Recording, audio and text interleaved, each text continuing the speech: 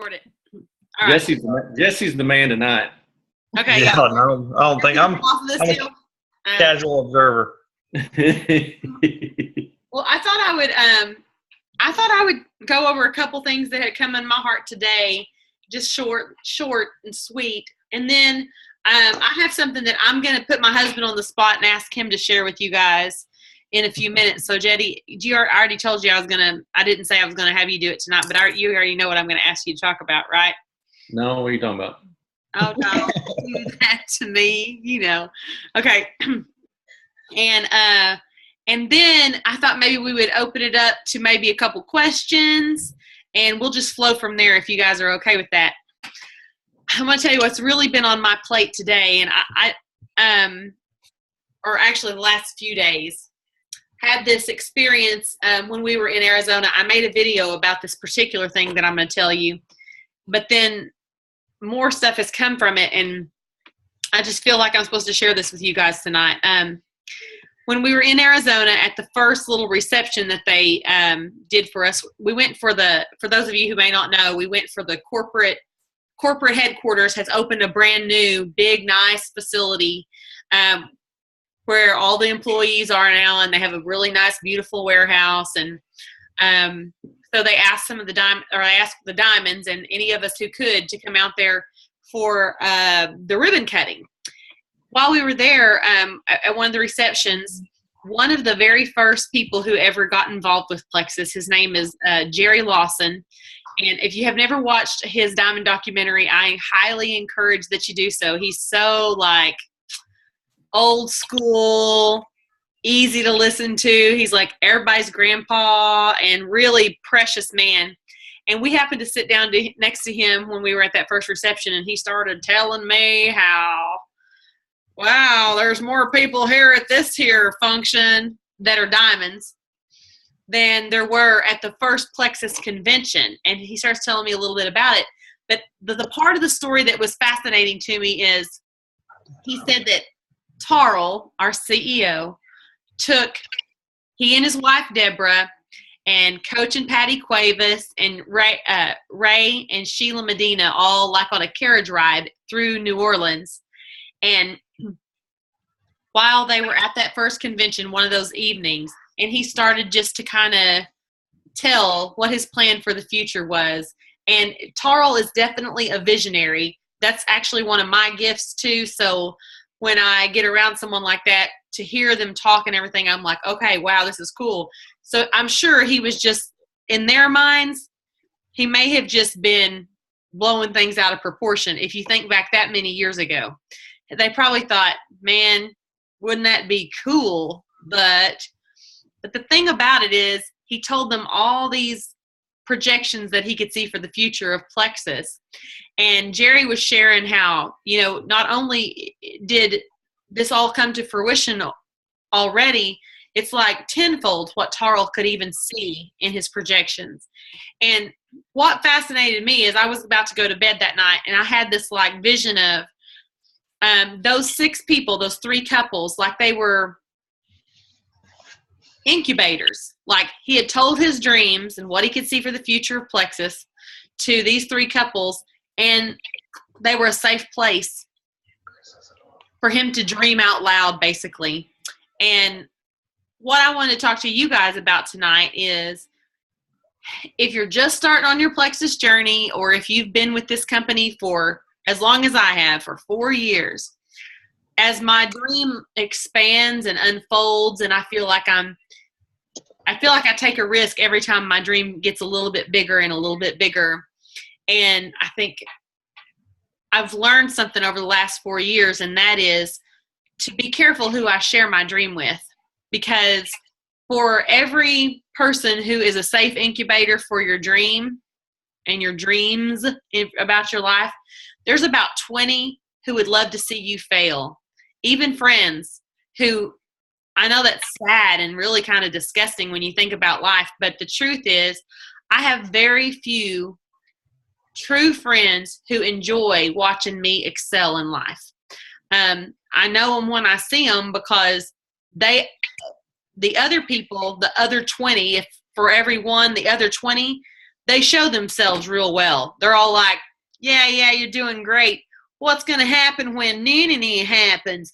Hey, have you thought about the bad stuff? I mean, all these people who want to like pour their negativity into when I have a visionary dream, or always, have you thought about? People are always trying to bring me back out of the clouds and pull me down to reality. And I've been thinking about that a lot this week. I've been thinking about the fact that I've learned to share a lot of my visionary stuff and projections about what I see for the future for our company, but mostly for my family. I share it with Jetty, and I have one or two other friends that I know I can safely share those dreams with and not have someone literally wishing that it wouldn't happen for me. Does that make sense to you guys? I mean, Perfect sense. Okay, some of the other of you may have a circle of friends that's tighter than what I'm talking about. You may have like 10 to 15 people that are, but I'm gonna actually challenge you and say, I doubt it. Now, you may have that many people that wish you well. You may have hundreds of people that wish you well. But as far as people that are confidants in your life, that you can literally share your dreams with, share how big your goal is, whatever, and that you know that they didn't hang up and actually begin talking about you behind your back, there's probably 5 at tops. Now, you may have others that you don't share your dreams with, and they're always like encouraging you, and they see you in the grocery store. I had somebody at Hobby Lobby today say, girl, I get so excited when I see how good things are going for you. And I believed her. I truly believe that I don't know her well enough to share my dreams with her. So I'm just saying, if you have a few people in your life like that, be careful who you let incubate your dreams. And as a side note to that, I want to say this too. If your dreams are like this deep, and you're like, I'm talking about Plexus and other dreams, but maybe like what Plexus could offer your family in the realm of like financial freedom, maybe debt-free type vocabulary, in the realm of being able to accomplish other dreams in your life, because I don't for one second think that any of you only have Plexus dreams. I hope not. I hope that your dreams are way bigger than what Plexus offers as far as rank. But I hope that what Plexus offers as far as freedom gives you permission to be like, man, I want to open a boutique. I mean, I know that sounds crazy. I want to go back to school. I want to go, I want to have the ability at the age of 45 to be able to pour into my church in a way that with my time or with my finances, in a way that it would make a marked difference in the outcome of the young people in the church or whatever. I hope you have dreams that Plexus can help you fulfill that really have nothing to do with the rank, but it has to do with the freedom that Plexus provides you. And the reason I'm wanting to pour that into you guys, this team specifically, is because, first of all, I think many of you are believers, and I think that Plexus has been brought into our lives for a reason at this season, because I feel like God is really going to pour into us in a way to bring us that freedom, so that we can be freed up in other areas of our life where we don't feel like we're either attached to a 9-to-5er. I mean, we can still have those 9-to-5ers, but we don't have to fully rely on those to make ends meet. Also, be in a position where, I don't know what your dream would be, but where you can basically, like for me, just today, I told Jetty when we got home, I said, someone told me here probably a year and a half ago, maybe 2 years ago, they're like, I see you working with the youth. And I was all like, yeah, I do work with the youth. How cool is it that you knew that? And they said, no, I mean like in a huge capacity. And I'm not talking about at one church. I'm talking about pouring into the youth of America. And I remember thinking, wow, that's weird. I don't see myself like that at all. Like at all. Like the youths that live in my house are about all I can handle on any daily basis. So for me, but just in the last 2 or 3 weeks, God's opened some cans of worms that I didn't foresee. Like, I didn't plan, I didn't orchestrate. And I'm like, oh my gosh, that's youth. That's people that I could pour my time and my heart into. Now, okay, I'm going to quit talking about that, because all that stuff I was talking about is kind of abstract and out there. I do want you to really, it's out there unless you're a visionary. If you're a visionary and you like can see long-term goals. I was just telling someone this today. She said, what do you think your strengths are? And I said, I can see long-term, and the details all get mixed up for me. I said, that's why God sends me people who are detail people. He puts people in my path. He puts people on my team who are like, let me color code that for you. And I'm like, girl, I wouldn't even thought about color coding it. I'm so glad you're in my life. But I have a gift of being able to project and see into the future, even 10, 15 years. And I'm hoping that I like just maybe planted a seed in you tonight to be like, okay, I've always wanted to do X, Y, Z.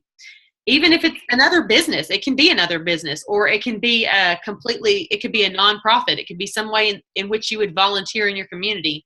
But I hope that you understand that Plexus can be the avenue to reach your dreams in a way that you may not have ever thought of. And I'm telling you this because I wish like crazy someone had told me this when I started. But now, okay, let's back up from my visionary plan. Let's go to a detail. Over to you, Jetty. I would love for you to tell them some of the verbiage that we went over. Can I give them the backups, the background stories, or do you want? Yeah, if you want to do it, we need to play it out kind of like we did the other day. Okay. Well, what happened the other day is Jetty heard me voice messaging someone in the car. We were on the way back from church, and I was telling someone who had basically said, "I don't want to sell." But in my mind, my visionary mind, I'm like, yeah, you do, but I'm not going to tell her that yet. And she said, I don't want to sell. She has a friend that's involved in another company. She don't want to hurt no feelings, whatever. But I was thinking, yeah, when your headaches are gone, you're going to want to sell. So I began to answer her question, which was basically, tell me how much it costs, or what are the different ways I can buy. And the order I went in, I finished the message, and Jetty so politely said, hey, can I offer you some tips? And I was thinking, gosh, I'm the pro at this, but yeah, if you want to offer some tips. And anyway, he came up with a really good way of putting things in an order that gets the desired result. Since he, has a background in sales and I do not, I have a background in talks a lot. And so I thought, oh my God, when he said it, I said, oh my God, I like that so much better than the way I've been doing it forever. Like I've done it not the wrong way. I've done it in a way that totally puts something out there for people to choose. But he pointed out to me that, you can word it in a way to where it just points people you go, it's like you're like, you point people. I was like, oh, that's brilliant. So, okay. Do you want me to just? Well, she said it she went in the order of retail, preferred, and then in wholesale. Mm-hmm. And the way she went about it, she said, hey, there's 3 ways to order. You can order retail, which is full price. And then she said you can order preferred, which is, discounted price, put you on auto ship, and went through that process. And then she went on to ambassador, and, basically, when she's, you get your products at wholesale, you can order when you want to, and she didn't say the word drawback, but it was almost when she let the person know that it was $34.95 to get your own website, it was almost like it was like, that was the drawback. And I was like, wait a minute. I said, you got that backwards.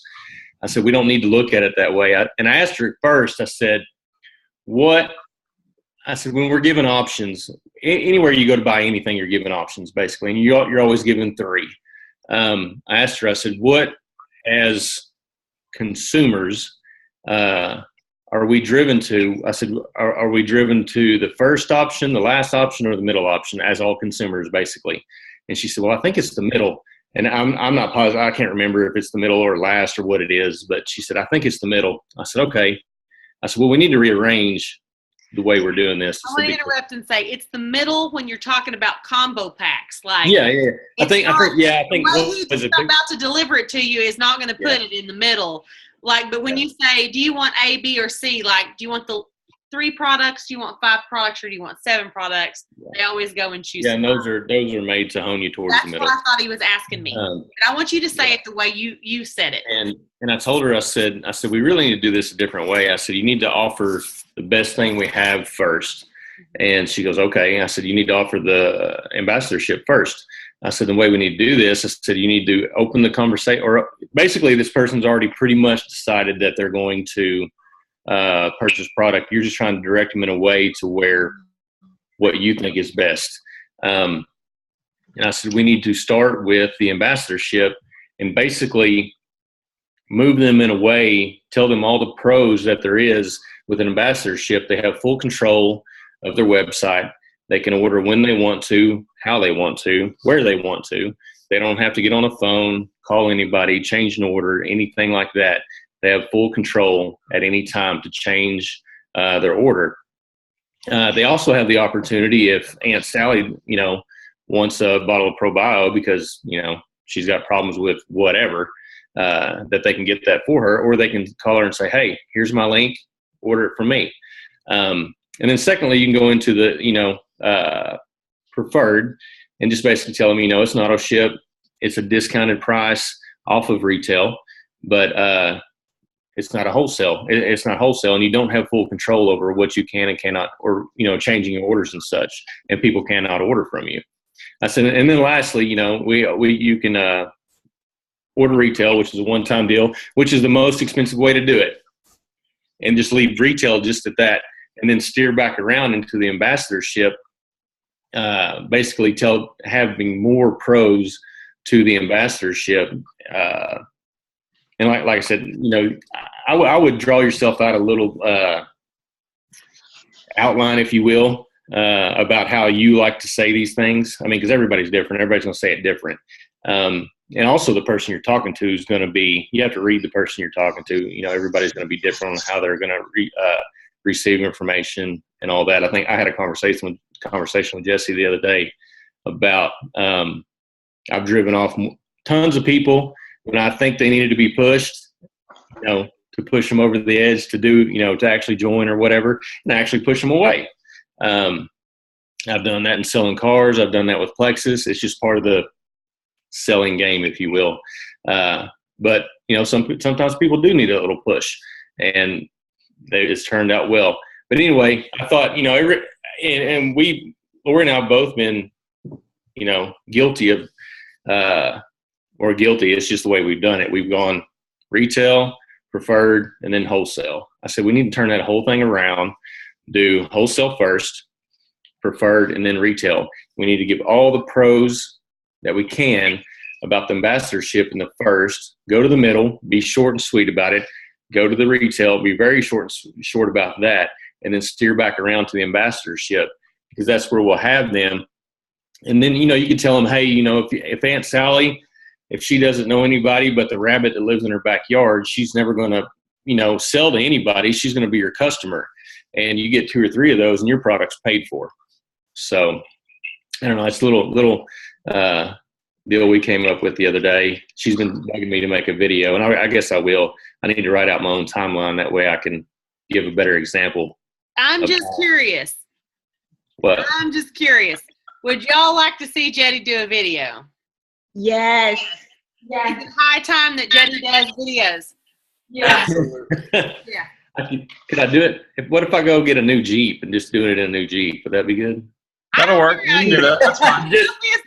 Someone in the passenger seat. I want to say. I could get all these guys with me. We could all do like a group deal. That's right. I want to say out loud how I would answer that question now. Is that okay? Can I just verbalize it? Or do you want What question? What question? The Jeep question. No, not the question. Oh. No, that's a good one too. Jeep question. How many Jeeps does a person need? That would be how I answer that question. I would answer that question with a question. But running would be the good question. yeah, that's a better question. No, I would answer. I'm talking about the wholesale. How do I order Plexus? What would you? Well, there are 3 ways. The way I recommend is the wholesale option because it gives you so much freedom with your account. You can offer. I mean, you can order when you want and what you want at any time. Freedom and control. Freedom and control. Freedom and control. That's right. And it also gives you the option to order if you have family members that would like to try some products. You can order it for them at wholesale, or you can give them your link. When they order through your link, it actually automatically credits you, and you either will make money off of their order, or you can use the money that comes in from their order to pay for your own product. That's completely up to you. And that option is only $34.95 a year. That's what most people do. The other 2 options are preferred customer, which ships you a month's worth of whatever product you choose once a month. It's at a discount between wholesale and retail. And then there's also the option, of course, that you can buy at retail price if you should choose to. Which of these sounds the most interesting to you? That is how I would word that. And that is going to point to me. Do you agree that points everyone toward wholesale? Yeah. At least wholesale or preferred, right? So Yeah, definitely. now the thing is, we know, because this is, practice what you preach, Lori. We know that we don't want to sign everyone up. But when you do want to sign someone up and you know that they're a good candidate, that's the verbiage I think that you should use. Okay. Now, okay. Jenna brought up a good point on the chat there, Lori. Take a look at her comment. Okay. You mentioned the only con to doing that is about the 60-day money-back guarantee and kind of how to scoot around that, because that is, one of the drawbacks, because if for some reason they never tried the product and don't like it, that would be the only drawback that I would see. How do we address that? I think that would just depend on your person. I think that would be a case-by-case issue. Okay. Knowing if that person's going to be, if they're weighing heavily on, I'm not sure if it's going to work for me. I want to be able to have a refund. Yeah, push them towards preferred. And you wouldn't use that verbiage with them. That's what I was saying about choosing that verbiage. It'll be a case-by-case. It is. Sometimes when someone sets out on their course as a preferred customer, it's hard to come back in and be like, don't you want to sign up? Don't you? When if you kind of be like, I wish I'd have led with that. I wish I'd have immediately said, hey, you have complete control over your account. Now, here's the other thing. It's not too late to go back with your preferred customers and say, hey, we have an option that gives you complete control over your account. You get an even deeper discount than what you get at preferred. You will have a link so that if anybody asks you about your newfound weight loss, the fact that you don't have to, do certain things at work, whatever signs they had that they used to be sick in some way, and then gives them the ability to have a link so that when people purchase through them, it automatically credits their account. To me, that's like the coolest. I wish like crazy somebody had presented it to me that in that way in the beginning, so that I would have turned around and immediately started presenting it to people that way. What I recommend is, and led with, wholesale option. So, I mean, it's just basically hindsight 2020 for me. But I'll tell you what, when we spent time in Arizona this last week, I was around some leaders that I was like listening to their daily what they do every day. I just remember thinking, good grief, I don't have it in me, because my right brain is so much stronger than my left brain. My organizational skills, the to-do list, all that kind of stuff. I was thinking, oh my gosh, I'm glad, honestly, that nobody ever presented to me the business in a way in which like some of these leaders do their business, because I never would have gotten involved. So I think the more you can simplify it for people and be like, it doesn't have to be difficult. It's as simple as giving your link to someone, letting them either order or join, and that's pretty much the simplicity of this business. I mean, the more knowledgeable you are about the business and the products, obviously the better it's going to go for you. But I wish I'd have known that. I wish I'd have known to keep it simple in the beginning. Mm-hmm. And I wish I would have known in the very beginning not to wait as long as I did. And I wish a bird, I made a video about this just a minute ago for a girl. She asked me a specific question for her team. And I thought, I'll share this video on the butterfly page later, but I thought, I wish a bird had fallen from the sky and whispered in my ear, hey, this is what you're going to do. Plexus is going to take you to the stratosphere. You might as well jump in with both feet. Because every single decision that I came upon, like whether to post a certain thing on Facebook, whether to call a particular person, whether I should reach out, if I'd have known all along, for example, if someone had told me, you're going to be an author, they're going to publish your work. Well, I'd have been, oh my gosh, give me an ink pen. Let me write something then. I must be brilliant. I feel that same way about Plexus. I wish someone had said, you are going to be a diamond ambassador. How you get there is up to you, but you're going to be a diamond. I would have been so much less intimidated by the how, and I would have just done the what. I'd have been like, oh, well, I'm going to be a diamond. So, hey, guess what I guess I need to do? I guess I need to call a bunch of people. I guess I need to reach out to a bunch of people, and I guess I need to dream a lot bigger than what my mind was allowing me to dream in the first place. And also, I would have jumped in with both feet. And that's what I encourage you to do. If you can't see diamond for yourself, see the next rank for yourself. Hang on, I'm going to see what somebody saying.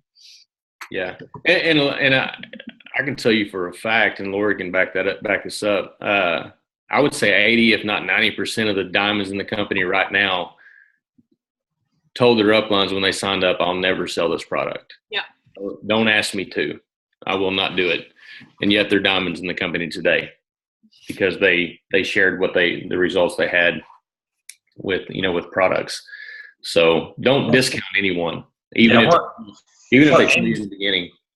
What Amy and I had found, Jetty, is, and like so many others that I talked to, is we didn't intend to do that either. I mean, Dad, wanted some ProBio, and I thought, well, I might as well get a little bit off of that, so we'll sign up so he can buy his through us. And I'd already given you guys, I don't know, 4 or 5 customers probably before I did that. So, but as we started, our moods improved, the weight started coming off.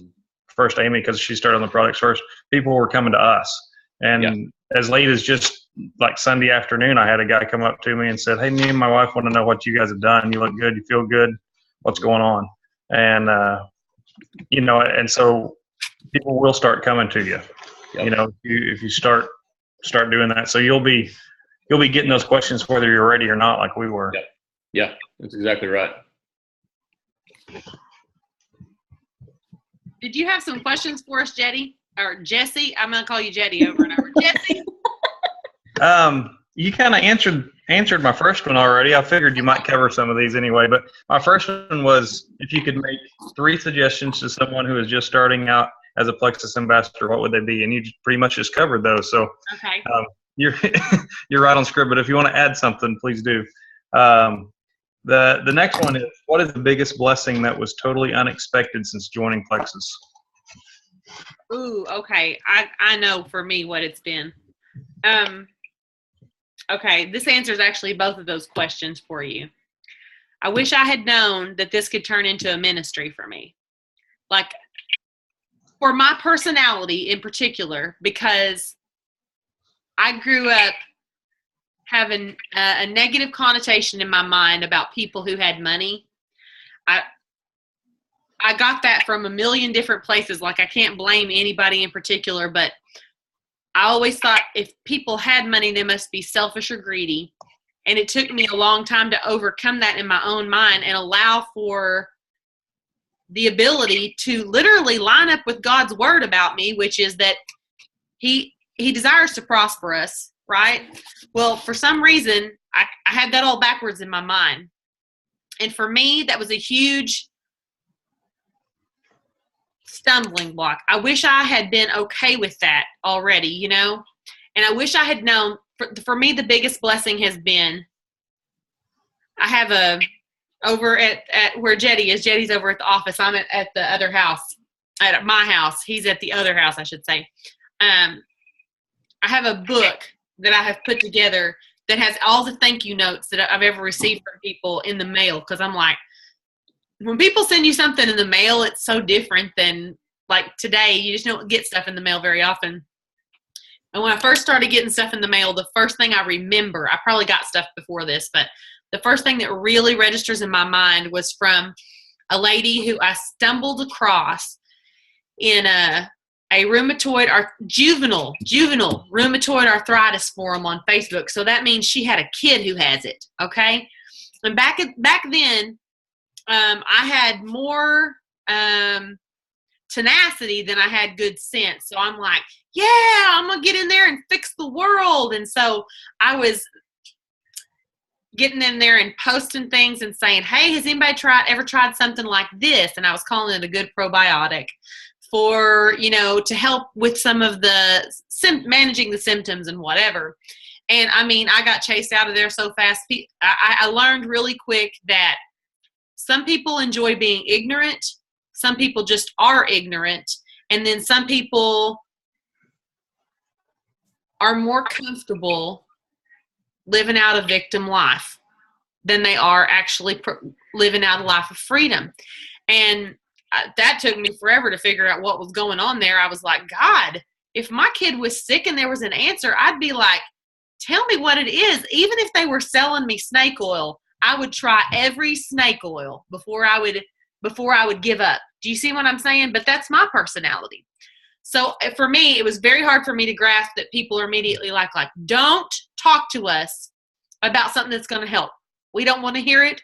We would rather post a graphic of a wolf with growling eyes and say, this is what it's like to have whatever disease. I mean, like every 3 or 4 weeks we have that. And I'm like, wow, it's a support group. It's not an actual get well group. It's hey man, are you really grouchy? I'm really grouchy too. Hey man, does your husband want to kill you? My husband wants to kill me too. That kind of group. I didn't know that. I thought they were looking for answers, but they had got past the answers portion and realized that the medical field had nothing for them. And they had gone on into, so instead we're just going to support each other in our grouchiness. Well, I grabbed accidentally one lady out of that group who was brand new, so she hadn't been brainwashed yet. She comes out of that group. She's messaging me, what is this stuff you have that you're talking about? So she's got the personality that I'm like, oh, yeah, she's going to be one that just wants to know what I might possibly know. She's willing to try anything. And long story short, her kid fit the bill for the group that they were in. 9-year-old little girl who had kneecaps the size of a full-grown man and had played t-ball the year before, or whatever is before when you're 8 years old, whatever ball you're playing. And suddenly her knees are huge. Like she showed me a picture of it and I'm like, oh my gosh, I don't know if this will help you or not, but it's worth a try. It's only $30, right? And that's all I knew about was that particular product. So she ordered that $30 product. They had been on the verge of putting her on cancer treatment medicine to make her immune system suppress and hopefully make the symptom go away, but not the root of the problem. And she's like, well, we'll try it. Within 30 days, it went away. Well, what I got in the mail was was a picture of her in her T-ball uniform or her ball uniform, and a thank you note written from her. And I also got a message on Facebook from her grandpa basically saying, thank you. You gave us back our Mackenzie. And I was like, oh my God, like that was a monumental moment for me in this Plexus stuff, because I thought, oh my God, first of all, I'm actually making a difference in people's lives. And it's for real. It's like the real deal. What I thought was true is actually true. And if this little girl is the only person I ever helped, then all the embarrassment, all the being chased off that I've ever had happen to me up to that point was worth it. So to me, that's the biggest unexpected, not just that one. That's the first thing. I've got a folder, a photo album full of these thank you cards from people. And if I were going to label that, I just now thought of this. If I was going to label that photo album, for me, what it represents in my life, not what it represents to those people, but what it represents in my life is I was brave enough for me, because that's what it required of me, because I'm a person who's a pleaser. I don't like to contradict people. I don't like to contradict what the world tells people and how they try to brainwash people, or at least that's not the way I used to be. I didn't like to contradict people. And for me, it took a lot of courage for me to be like, and Jetty can tell you, I used to go to bed in tears because I used to think, oh my God, because my personality is such a pleaser. And then what happens is you may live that life of a pleaser for this long, and where all of that's important to you, and then all of a sudden one day it flips over on its back and it's like, that don't matter to me anymore because I'm actually making an impact and I'm making a difference. And if I can make that down the road, if I can make that kind of impact and difference in my own home, and it did, it turned into a financial difference. It turned into, now it's a financial difference for where we're able to help lots of people. It's, to me, now that's just my answer to that question. Jetty, what would you say that your answer to that question would be? Tell the answer again. My mind was. The question. The question. Yeah. Yeah, the question. Oh my God. Sorry. Well, I was talking about. They were talking about your biggest unexpected blessing from Plexus. Yeah. Getting my wife back. Now, Yeah. Well, yeah. It was. Yeah. As soon as he asked that question, I knew what my answer was on that. Yeah. Yeah, because Well, I mean, the money's great, obviously, but having her back is way more than that. Because I mean, if the money wasn't there, I'd go back to work. That'd be okay. I mean, working doesn't bother me. So, but yeah, right. That's the short answer to that. That divulging more than you want to, can you kind of elaborate on what that phrase means? Because I think that there's a lot of people that can relate to that in some way. But in what way do you mean getting her back? Well, we got married in 1998, and for, I guess it was right almost 6 years. I mean, we didn't have any kids for about a year and a half or so, and then we had Trip in 2000, and it had been almost 2 years before we had a kid, and then we had Malia, 15 months after that, or 14 months after that, and life was good. It was hard. I mean, she didn't work. I worked. Money was tight, but we had a good life. I mean, everything was good. We bought a little house over here. The one I'm in right now is the first house we ever bought. And then one across the street came up for sale, and she wasn't working. So, and she had she had done real estate for a very short time, and grew up in real estate. Her family actually owned a real estate agency. Her grandma was a realtor forever. And so she said she knew a little bit. She probably knows more than what she lets on, but the house across the street was fixing to go into foreclosure, and she told me, she said, I'm going to buy that house. And I was like, whatever. I said, okay. And she's like, no, she said, I'm really going to buy it. She said, what do you think? I said, well, I think you're crazy because it's huge, and it's the yard's 20 times bigger than the one I got now, and I've got a push mower. So yeah, I don't know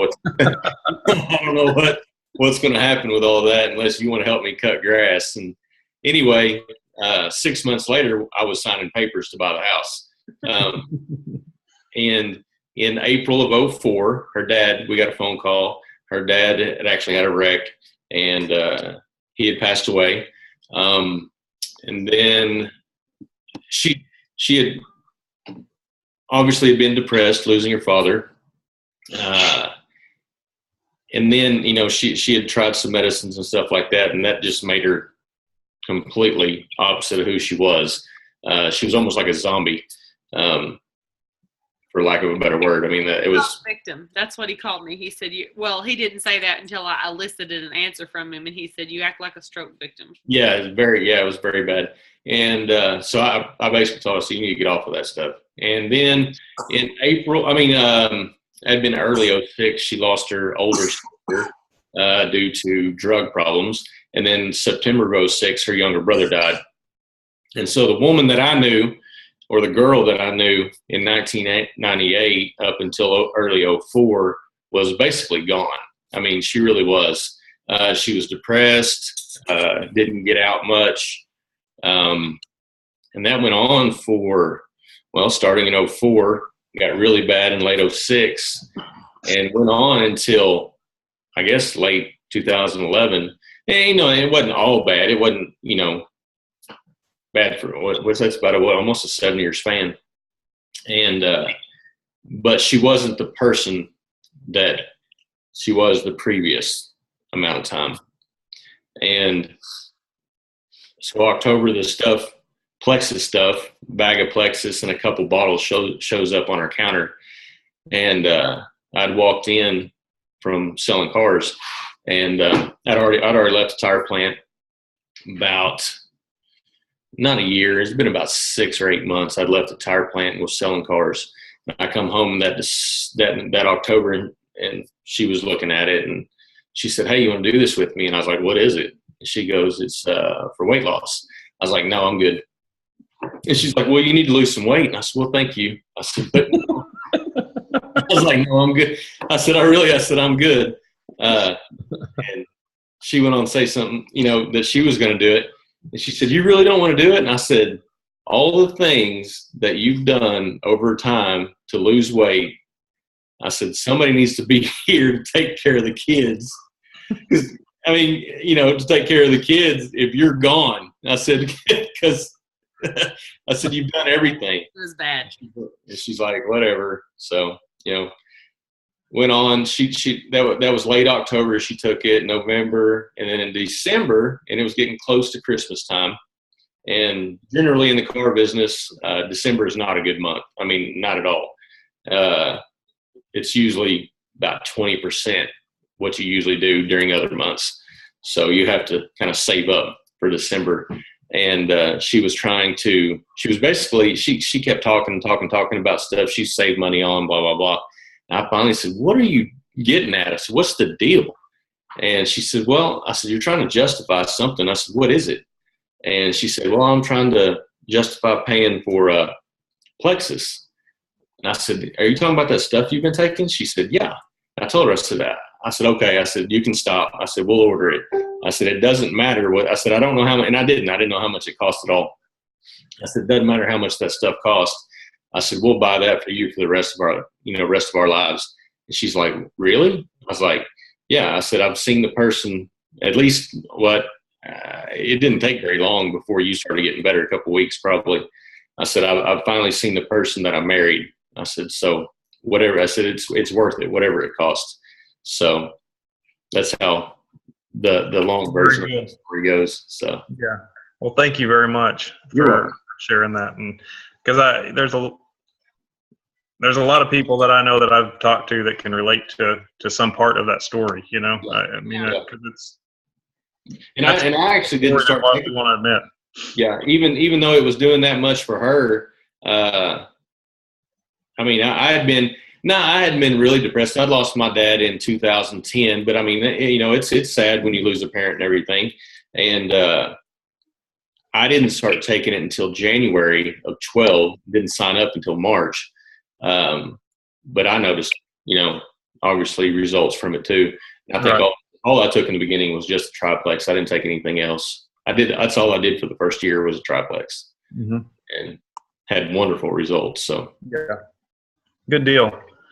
All right, I just got one more question that I had asked, and you guys, you can ask a question too. It's not just me asking questions. This is just something that I thought of beforehand.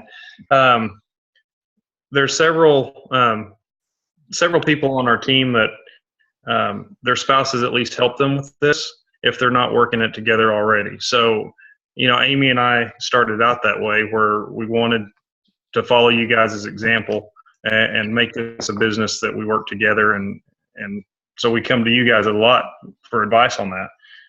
But what is it like doing business with your spouse? And what are some unexpected or things that you've learned? And kind of a 3-part question. And what would be some advice that you could give us for working this business with your spouse? I've learned that I'm not the boss. I've learned that I'm not the boss of her, but she's told me that for 17 years. So, but I really learned it now. I'll say Somebody that tell Chris McCall it that was one. interesting for Plexus to provide an income like it did.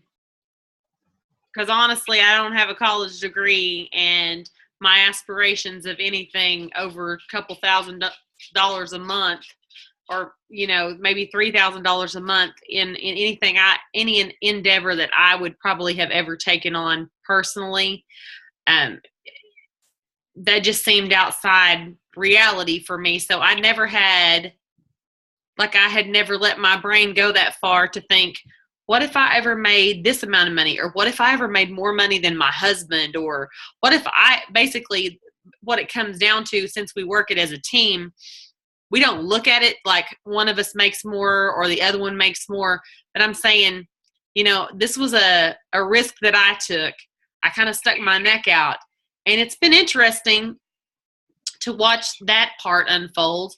We learn along the way, basically, about because in my mind, and this is just the way I grew up, the man's the breadwinner, and the thing is, with us both working this business, it's a huge it's like a balancing act in that way, as far as the money portion goes. Now, as far as the time goes, I highly encourage you, if you're working this business and you have a spouse who's like, I think I might want to work, I highly encourage that person to actually get involved. I'll never forget the pride in my heart the first time I ever heard him on the phone answering questions that I'd never really given him answers to anything, because I just was a few months ahead of him, basically. I got, like he told earlier, I got started quicker than he did. I took on the business quicker than he did.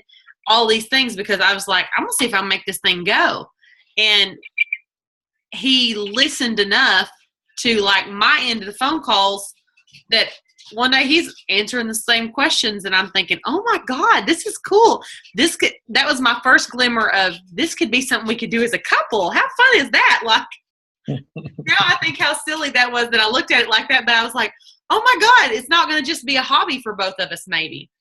And it's been interesting to see the dynamics of it. To me, the coolest thing about it is, well, we're completely the boss of our life, honestly. We decide when we wake up in the morning what we want to do. And if we want to think further ahead of it than that, if we want to say, hey, what are we going to focus on next month? We're also the boss of that. If we want to think past what we're going to do tomorrow and we want to turn it into something that's bigger than just tomorrow, and it could be something that's for next month, next year, 10 years, to me, it's the coolest thing I can think of to dream together. We had actually never done that before, honestly. And now I look and I think, how was that foreign to me before? But all we could think of was, survival type stuff, like paying the bills, you take the kids to school, you do, routine things that you see the world doing. We had never paused and said, hey, why don't we dream a little? Because I can remember my uncle. This is true story. My uncle, who's a self-made millionaire, he told my husband one time, I think Jetty was probably quizzing him down, and that's another thing I'll encourage you to do. Talk to successful people. Even before Plexus, Jetty was quizzing my uncle down, and my uncle said, you need to get this book called Rich Dad, Poor Dad. And I can remember watching Jetty read that book, and also remember thinking to myself, how could that ever happen, though? I couldn't see it. I couldn't see it. But it was a seed plant. Wouldn't you say, Jetty?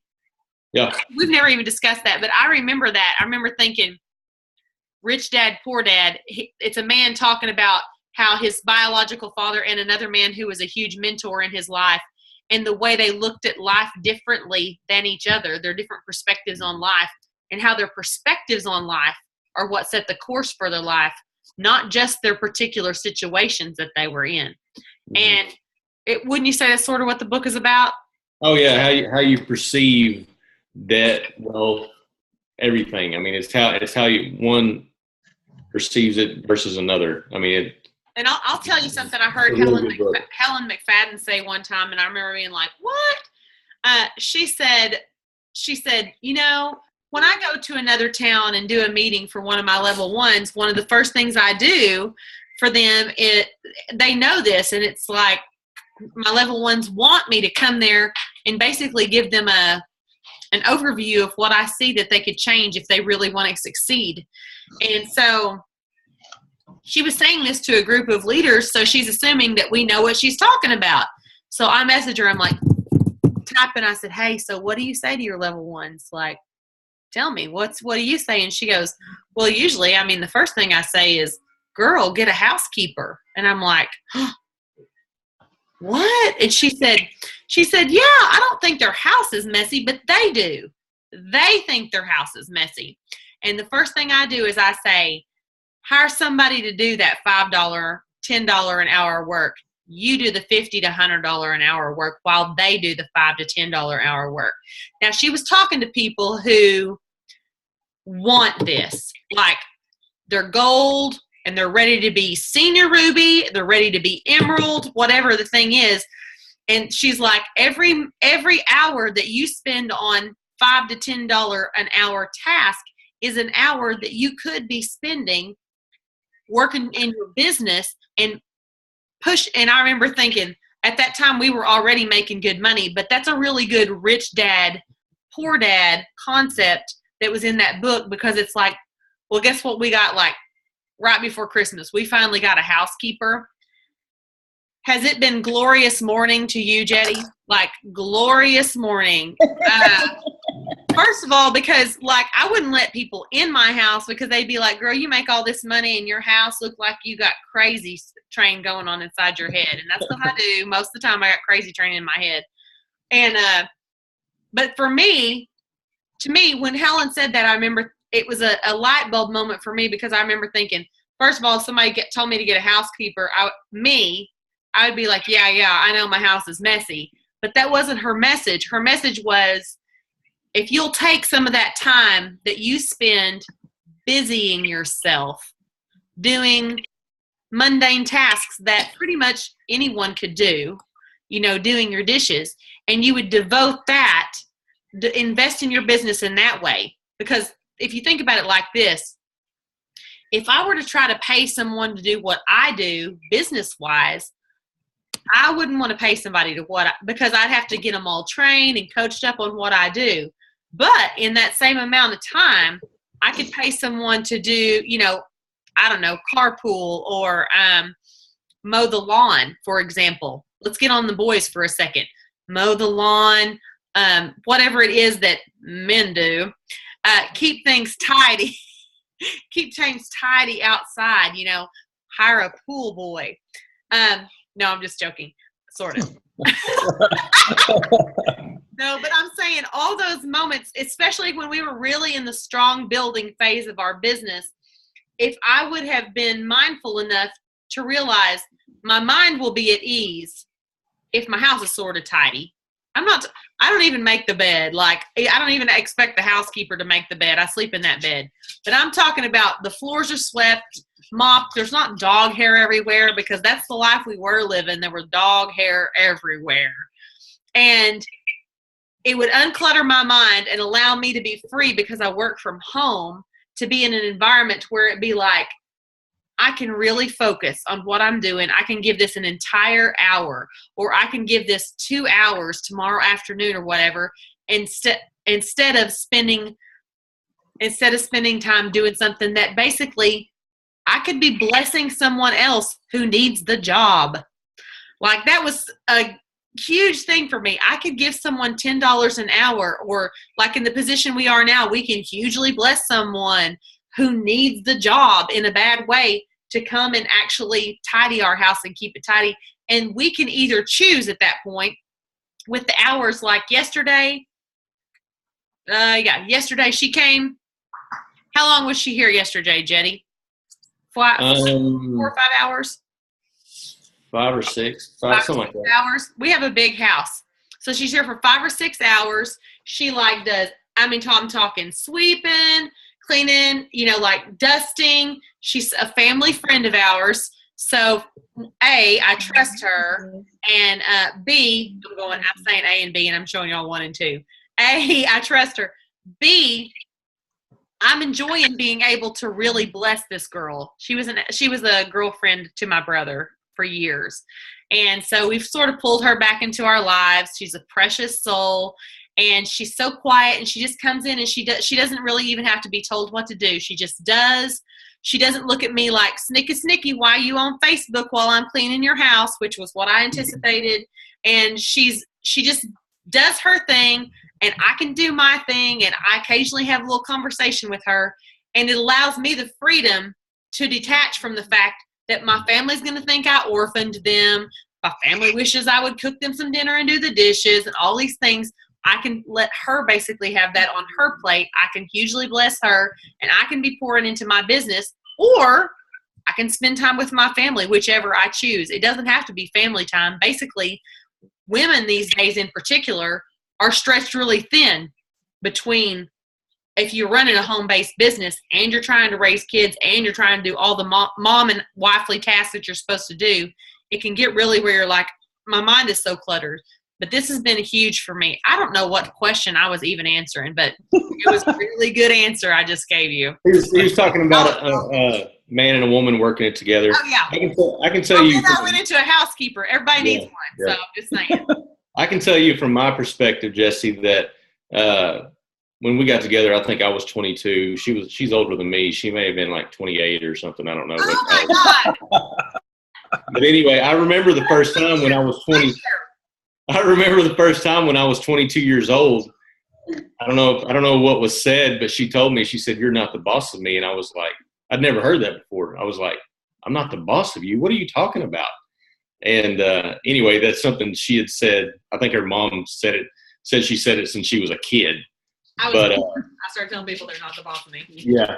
And so, yeah, she was telling me that. And so as a guy that left the house every day and went to work, about to quit and stay home, I thought, how am I going to spend every waking moment with a woman that tells me I'm not the boss of her?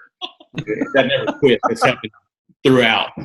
So the first few months was a little bit of an adjustment for me, just because I was used to leaving the house for 8 hours a day.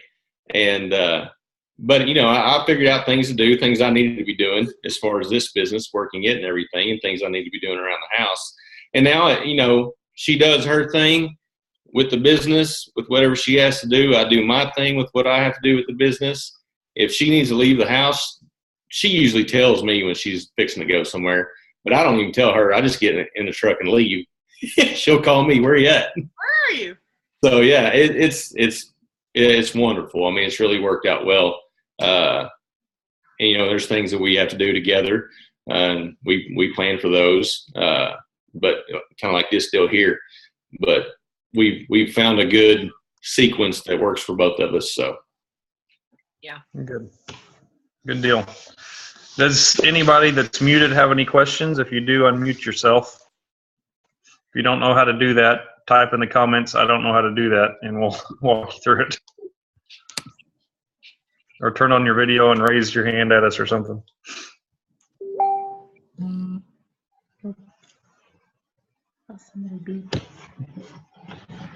Crickets, Lori. I think you all must have done a good job. They said she talks so much, I'm ready to go to bed. Well, good looks like Mike had a question about the new starter kits. We don't know yet. I'm hoping February 1 at least is when they're going to be ready to answer your question, Mike. Awesome. I actually heard, just so you know, they didn't want to give us a new date and then fail the new date. But when we were in Arizona, they were hoping like the 26th, 27th. So I'm expecting any day. So I hate to even put that date out there too, but they were really thinking sooner than later. I'm sorry that they're not that done. What happened is the editing on some of the videos that they did, that they were making some of those videos, the comp plan video and such, at the last minute, and they put those out there for us to watch, but they want those videos to be in the kits. And some of the stuff, even like the graphics behind the videos as people are talking, are off-centered and not up high enough, and they want that all that stuff to be right when they start putting them in the kits. So that's the holdup, and they were very close to being finished with all of that when we were in Arizona last week. So cool. Lori, can you talk a little bit about being in the area that you're in, like Ardmore, and having as many diamonds there as you do, and in your network of people, and how you've been able to do that even though people might say it's saturated? Because now that my team has grown so much in Pennsylvania, I had somebody say to me, well, there's too many people with Plexus in Pennsylvania or in our area. And I'm like, there's no jewels. There's not too many. Like, seriously. So there's a few people on the call that might take. Okay. Well, Jetty and I answer this question completely polar opposite of each other. So, I mean, I've heard him answer this before, but I'm going to tell you what my heart is on this. The lady that I'm signed up under, who is my direct upline, was in the most saturated area of the United States the day I signed up. I knew nothing about all that, and I just signed up. And the thing my answer is, it's really hard to convince someone, even though I don't believe it's true, that areas really get saturated. The statistics show that while your aunt may have once upon a time sold Plexus, that most people don't really know anyone who, like most people don't know anyone who sells Plexus. Truth. So since it's hard to convince someone that an area is not saturated, let's say for pretend that your area is saturated. Well, I signed up under a lady who lived in Mississippi, right on the Gulf Coast, where everybody was taking it, according to her. When I signed up, that expanded her area into all of southern Oklahoma. Her team exploded. She has all these diamonds on her team now. So rather than talk about all the diamonds on my team, I want to talk about all the diamonds on her team. She's my direct upline. She doesn't have any, she thought she would never be able to make this work as a business because she thought her area was saturated. Does that expand a little corner of your mind where you're like, it takes it takes one person in an area.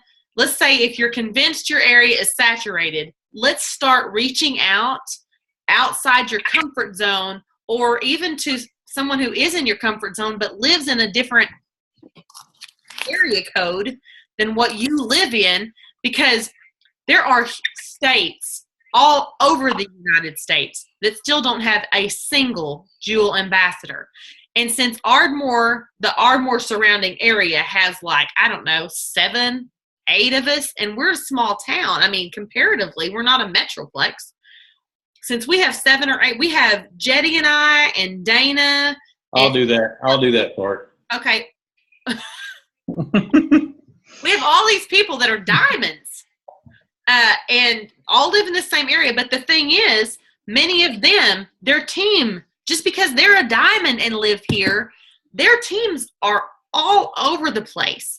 So nobody could ever convince me that someone could, in any area of the United States, maybe someone in 20 years, somebody might be able to say, gosh, I don't think I can do it.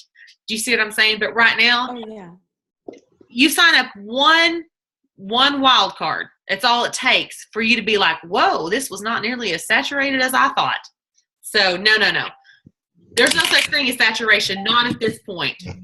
I agree. So, Jetty, what are your words? Well, in the way I answer this question, I'll start it by saying, if you think it's saturated, I just counted, and this is just off the top of my head, and I think I'm missing a couple for some reason. I don't know why, but there's in a 10-mile radius, if you put a dot on Ardmore and you took a deal and you drew a circle, a 10-mile radius, there's 5 diamonds and 4 sapphires in a 10-mile radius.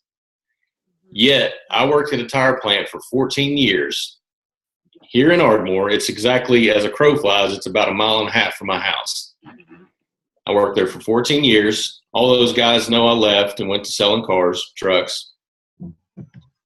And I can see those guys in town now. I left the plant this June, will be 5 years ago. I can see those guys, and they'll ask me where I'm selling cars at. And I'm like, I haven't done that in 4 years. And they said, what? What are you doing? I said, well, I'm selling Plexus. My wife and I do that. And they're like, what? I said, I'm selling Plexus. And they said, what's Plexus? I've never heard of it. And this is a town. This town is 24,000 people. Mm-hmm. It's not a big town. It's very, very small. So to say any area is saturated, I'll call BS. It's not.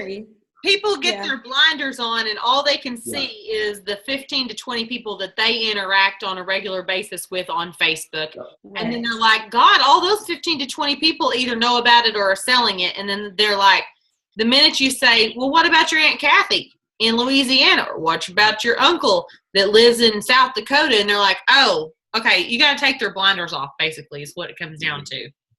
Yeah. Good question. Yeah. Well, and it's just like, I work at a coffee shop with 2 other ambassadors. I've already passed out like 6 samples. Yeah. So you can't tell me that like those girls that I work with that own the shop don't, talk about it. It just depends on who people relate to. Yeah, that's right.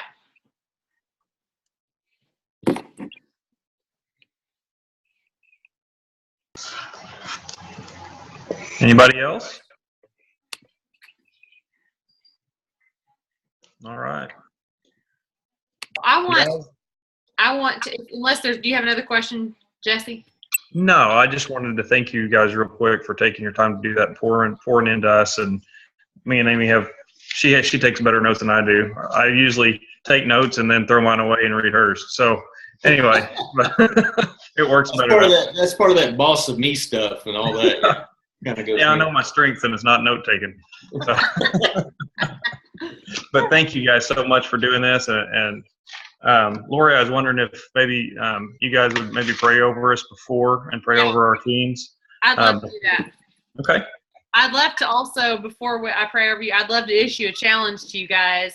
Any of you that have not ever watched the weekly plan of action video that we did, I don't know, a few weeks ago on Zoom, I would highly encourage you to watch that. It'll just give you a skeleton outline of some daily, for those of you who are like, I'm not visionary, I need daily hands-on activity to do. That's a really good video to watch. And Jesse, if we'll share with them the thing that Shrinking Sophia, yeah, it kind of has it all outlined really well. She did a great job on that. I need to actually get in touch with her about how to make all my stuff like that, because that was really cool. And, right. I highly encourage you to reach out to, let's see, what is this, Tuesday? Before Sunday, I highly encourage you to reach out to 2 people that kind of trip your lid a little bit, where you're like, I know I need to, everybody has those people on their list where you're like, I know I need to contact them, but I'm waiting for when I get a little more courage or when I know a little bit more about the product or whatever, because here's the truth. I'm going to put myself on the line right now and tell you, if you reach out to one and you get to the point where you're like, I think I could get them on a 3-way call, I'll be your 3rd person. If you'll reach out to me and say, hey, Lori, I want to do a 3-way call with this person, I'm afraid I don't know all the answers, you can count on me to make up answers for people, okay? I can do it. You've heard me talk to you all night tonight, so you can say, Lori, I want to do a 3-way call. Teach me how to do a 3-way call.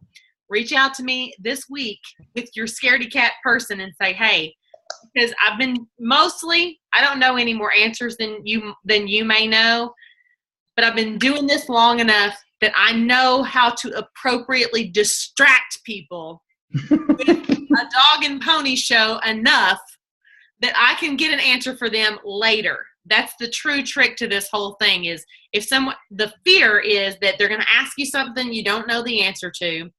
But I've figured out in the years of doing this that it's okay if that happens. You can just say, I'm not sure about that. Let me ask my upline.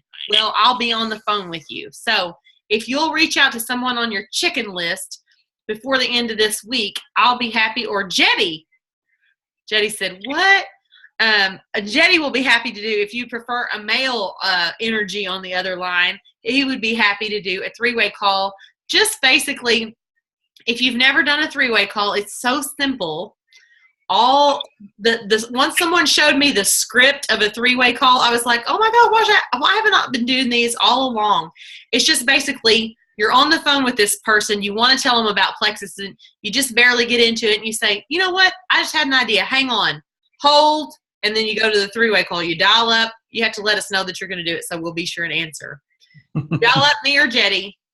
And as soon as we say hello, you say, hey, hey, Lori, this is Jeff Cumby. So you're going to say your first and last name so that we know that you're calling about a 3-way call and not to tell us a joke, okay? So we don't know what's going on.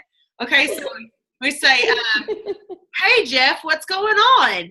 And then you can say, well, I was on the phone with my friend so-and-so, and something they said made me think of the story you were telling the other day about you and Jetty working the business together, or made me think about the fact that you had, remember how you told us that story about how you reached out to your neighbor who had fibro, or hey, remember how you were telling us about residual income, or hey, you got to give me a cue as to what I'm supposed to talk about. That's all. It made me think about when you said, da-da-da-da, would you share that with her? And then I take the phone and I do 3 minutes and I say, is that what you were asking about, Jeff? And you say, yeah. And you can either at that point say, thank you so much, and I hang up, or you can say, hang on, Sally, did you have any questions for her? At that point, you can take the call any direction you want. And it's not for me to come in and pressure close the deal, so you don't have to worry if I'm going to immediately go into some pressure sales. All I'm going to do is share and validate something that you've already told this person. And at that point, I'll say, all right, then, oh, it's so good to talk to you. I'll catch up with you later. And then I'll hang up and let you either close the deal or feel the deal out a little bit more. But I'd be happy to do that. And I challenge you to do that with somebody on your chicken list by the end of this week. So you think you can do that? I want you to just really pray over who the names are. Like, look at the names. I'll even do it for you, Stinky Aaron. No, I'm just kidding. Okay. Well, yeah, no, I'm not kidding. No, you're not. Okay. So that's my challenge for you guys. Okay, let's all close out the distractions for the day. Lord, I just come to you tonight with great expectation in my heart about this team of people who are just willing to give a little time from their night to just develop themselves, learn about this business. Lord, I know that you brought this business into my life for a higher calling. And even if they may not realize it, I just pray right now, Lord, that you would expand their minds broader and broader.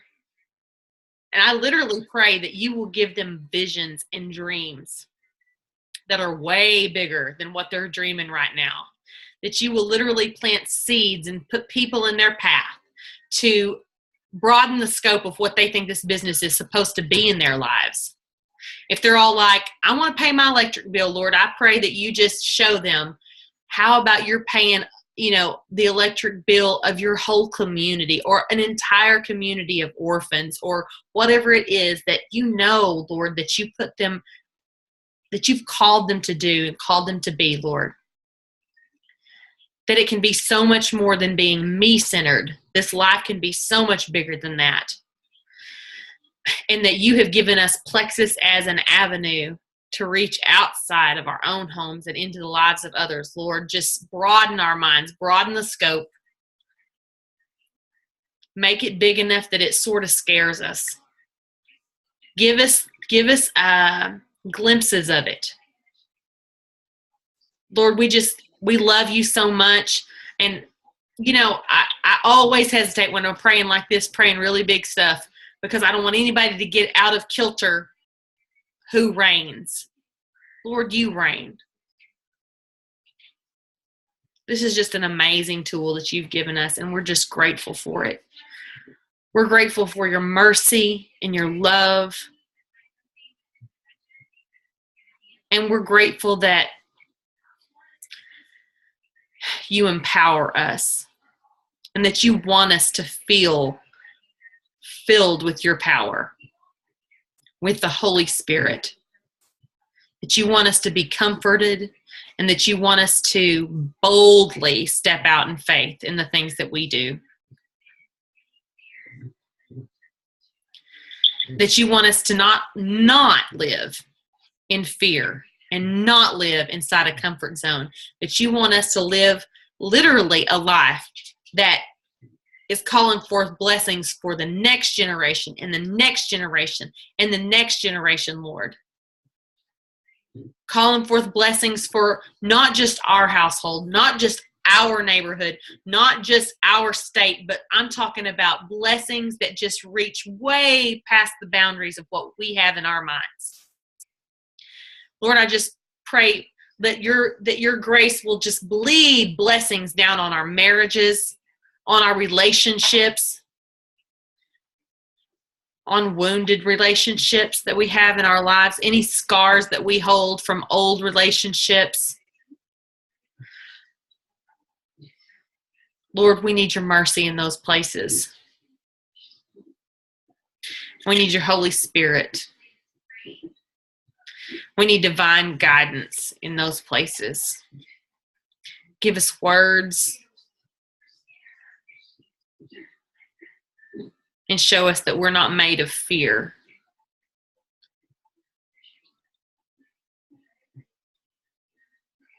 That we are called to be bigger. That your word says that we will do things that were even greater than what Jesus did when he walked this earth. How amazing. That just fills me up. It fills my heart with wonder to think of the possibilities and to claim those things. Claim all of those things. We pray your protection in our lives, around our families and all those that we care about. And we pray protection over our teams. And I just pray this spirit of holy boldness that would come forth over this team that I'm talking to tonight, that is so great that they don't even know what overcomes them when they're in the presence of people who need the shackles broken off of them.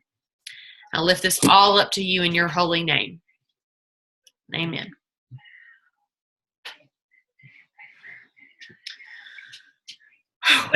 Thanks again. I really appreciate everything that you guys have said and done for us, and I know we'll be doing for us. So I'm going to second her challenge to each of you guys. It's not real often that somebody like Lori and Jetty opens their heart and gives us their time, and especially offering that three-way call. Take advantage of that tool and use that for sure this week. I know I will. So there's my phone number. If you're going three-way call me, you got to let me know so I'm not in a hot tub. All right. I just put my phone number in the chat. So if you want a three-way call me, just give me a heads up. What? Uh-oh, Jetty's raising his hand. Yeah, mine's same ends in a 5. Jesse's got my phone number too. So Yeah. I think most of y'all have my phone number. I think. Yeah. Good. I'm going to be expecting it. I'm going to sit around with holy expectancy. I'm going to be like, ooh, I feel like I think, Jetty, somebody's fixing a three-way call me. Shh, be quiet, everybody, be quiet. All right. So y'all do it, okay? All right. All right. Hey, Lori, if you want to stop recording real quick.